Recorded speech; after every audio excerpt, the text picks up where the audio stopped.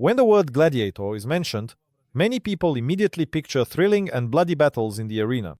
But behind these spectacular duels, there was more than just the excitement of the crowd. In ancient Rome, gladiatorial games served not only as entertainment, but also as a powerful political tool.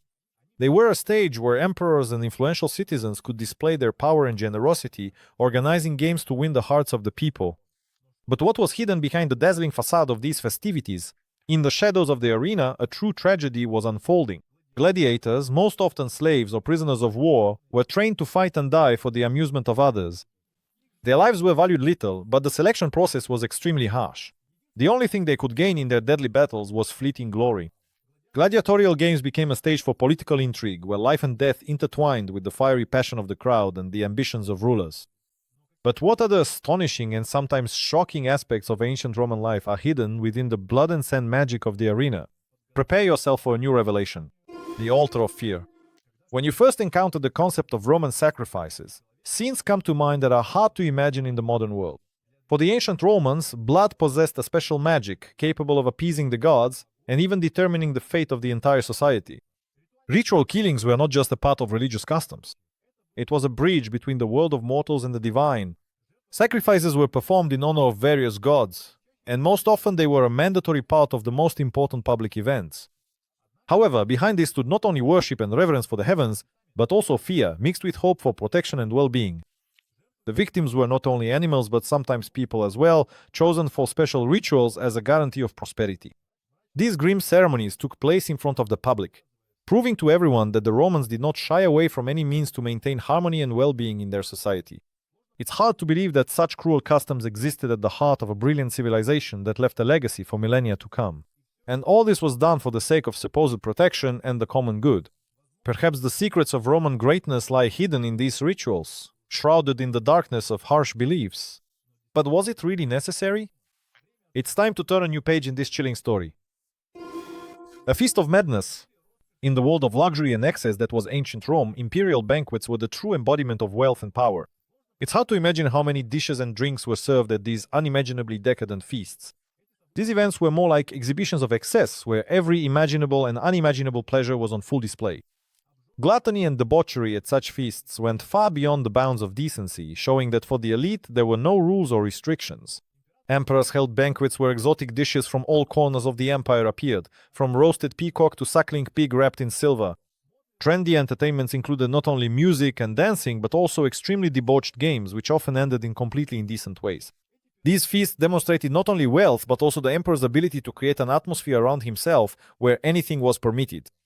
Meanwhile, ordinary people could only speculate and whisper about the incredible antics of their rulers, feeling a mix of envy, admiration, and indignation. Who could have imagined how many intrigues and conspiracies were born at these very tables, where every word could change the course of history? Brace yourselves, for an even greater shock lies ahead: hidden vows made under the influence of passions and ambitions. A soul for eternity.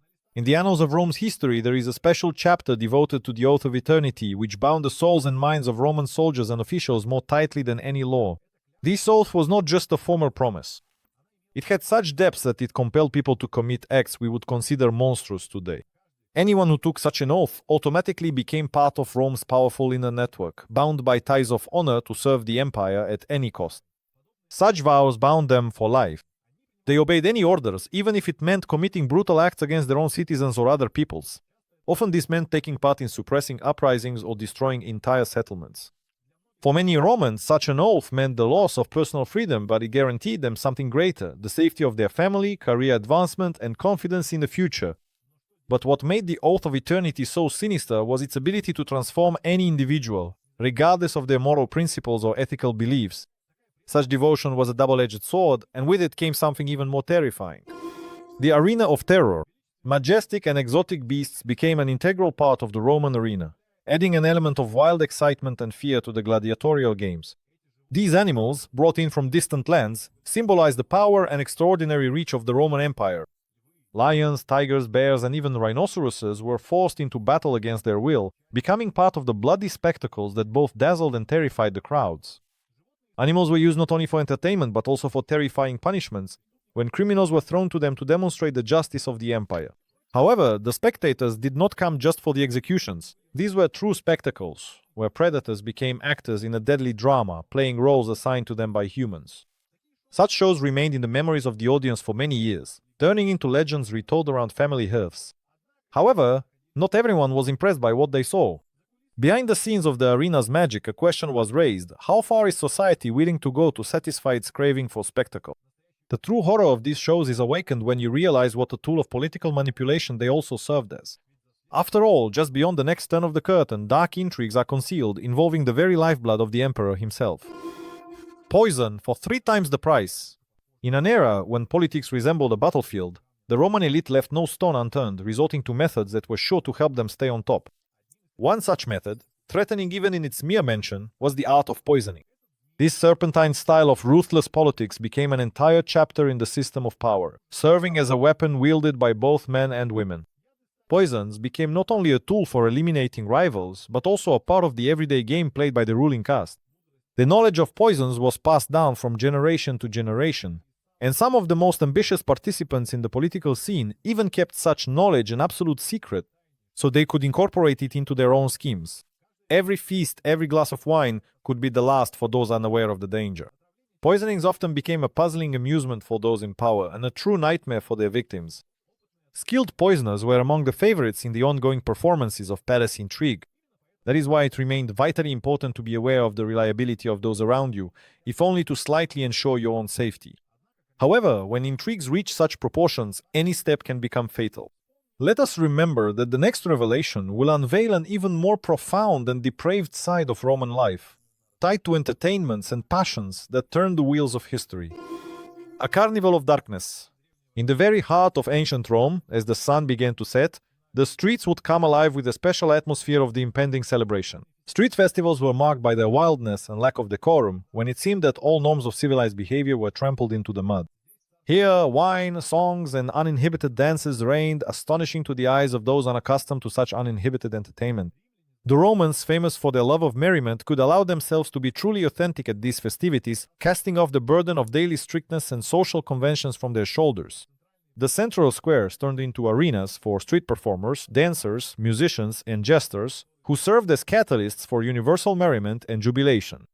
It was hard not to get swept up in this whirlwind of chaotic movement, where the boundaries between citizens and outsiders, the rich and the poor, were erased.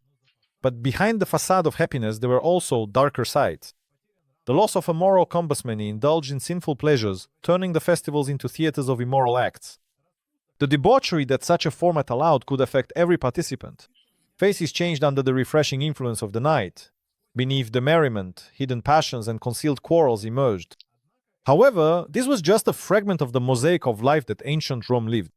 Even more mysterious and shocking stories lie ahead, concealing secrets, hidden speculations, and rituals that led to the darkest sides of human nature. The rituals of the 7 seals. Under the cover of deep night in ancient Rome, events known only to a select few. Underground cults and orgies flourished in a world of secrets and dark passions, far from the eyes of everyday life. These groups gathered to perform rituals that would shock any outsider. The secret gatherings not only fueled the imagination, but also amazed with how much the power of collective norms could alter the understanding of what was permissible. Fertility cults held a central place in these rituals, with religious ceremonies that inspired genuine awe. Many participants believed that through such rituals, they could touch higher mystical truths that connected them to divine forces. Ritual orgies were conceived as bridges between the physical and the spiritual, subjecting participants to extreme experiences. These events had a significant impact on social norms, occasionally causing concern among the authorities. Society bore the weight of such practices as a secret legacy, finding a place for them in the annals of history due to their influence on political and economic changes. The fear of the unknown, of the other, undoubtedly played into the hands of those in power. But what exactly drove the Romans to seek such extraordinary outlets to answer their inner questions? The fate of these cults remained one of the most mysterious chapters in Roman history, ready to keep their secrets under lock and key. The important and significant role they played is further emphasized by additional examples, where the familiar world of mysterious curses and vengeance intertwines with life on the edge, the words of a killer. Hidden in the depths of ancient Roman culture was a practice that made the blood run cold. This was the curse. The Romans believed that words, when placed within certain rituals, could carry real destructive power. Curses were not just a form of personal revenge, but also a tool used to resolve conflicts when ordinary methods proved powerless. Often inscribed on lead tablets, they were directed at enemies in matters of love, luck, or wealth, in the hope that the deities would respond and influence the fate of the cursed individual. These cursed tablets were buried in the ground or thrown into sacred springs, often containing such mysterious inscriptions that modern scholars find it difficult to decipher their true meaning. In the magical world of the Romans, every detail from the time of day to the use of specific objects mattered and could strengthen the spell. Curses touched every sphere of life, from everyday conflicts to political intrigues. Moreover, the main goal was to cause harm, not just physically but spiritually as well. Despite the darkness surrounding the subject of curses, the Roman people felt a magnetic attraction to their power. Often resorted to in moments of despair, they embodied hopes for retribution, justice, or simply a cry from the soul into the void. But where can such a reckless game with the supernatural lead, when the consequences of these actions are hard to predict? No less chilling traditions are hidden in Roman approaches to justice, where punishment awaited everyone according to its own harsh and merciless script. Prepare to dive into the grim traditions of executions and punishments that were an integral part of this world. The justice of the executioner.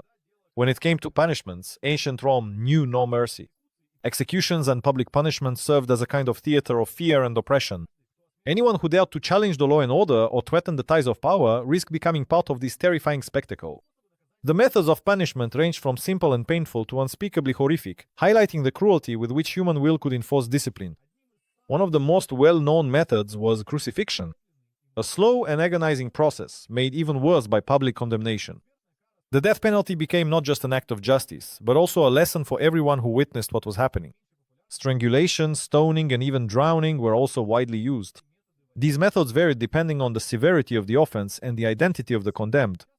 Such executions often took place in squares and forums, where the citadel of Rome's power displayed its harsh side. After all, a clear example was the best reminder for all the empire's inhabitants of how thin the line was between everyday life and the unrestrained force of the law. But what was it like to witness these vivid yet horrifying spectacles? These doubts repeatedly raised the question of how far Rome was willing to go in its efforts to control every subject.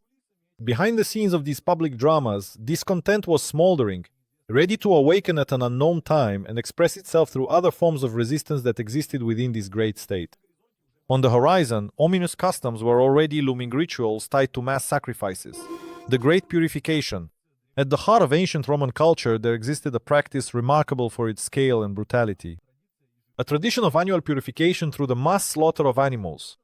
This ritual was not merely a gesture of worship to the gods or ancient spirits, but rather an attempt to renew and cleanse society of all the negativity and evil that might have accumulated over the year. Imagine a stadium or an open field where hundreds of animals awaited their fate, destined to become part of a ritual whose primary goal was to appease the spirits. The ritual process itself was meticulously organized. Animals were gathered from all corners of the empire.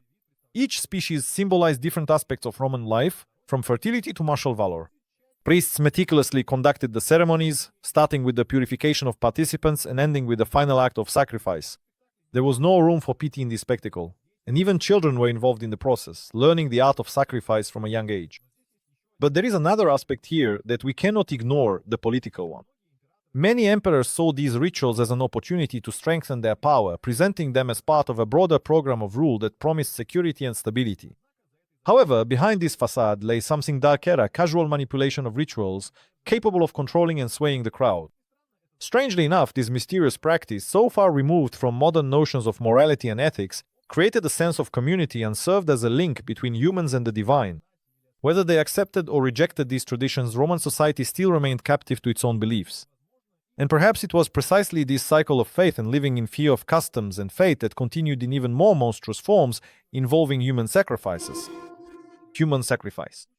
The rare instances of human sacrifice in Roman history undoubtedly send a chill down the spine. Ancient Rome, despite its cultural and engineering advancement, could not completely abandon the ideas of more primitive cultures that believed in the power of human sacrifice. Such practices, though rare, remained a part of Roman religious rituals, especially during times of crisis, when heightened feelings of fear forced people to resort to extreme measures. Not infrequently, these sacrifices became a kind of commodity currency between the Romans and their pantheon of gods. One of the most famous stories of human sacrifice was the event of 216 BC, after the catastrophic defeat at Cannae. In a series of misfortunes, the Romans saw the wrath of the heavens, and in an attempt to appease it, living people were sacrificed. These rituals, despite their marked pragmatism, showed just how deeply the Romans intertwined faith with politics. Such customs, of course, were not accepted unconditionally. Debates about the propriety of such actions began within society itself, which ultimately led to their near-total taboo. Nevertheless, at times these rituals would resurface from the darkness of the past, highlighting the gloom and desperation of the times in which they were performed. Strangely enough, even across the centuries, such grim stories continue to remind us of what humanity is capable of for the sake of survival, and what it is willing to do in its eternal quest to appease the unseen. The modern era can only speculate about another shadow lurking in the corner of Roman history, leaving questions unanswered.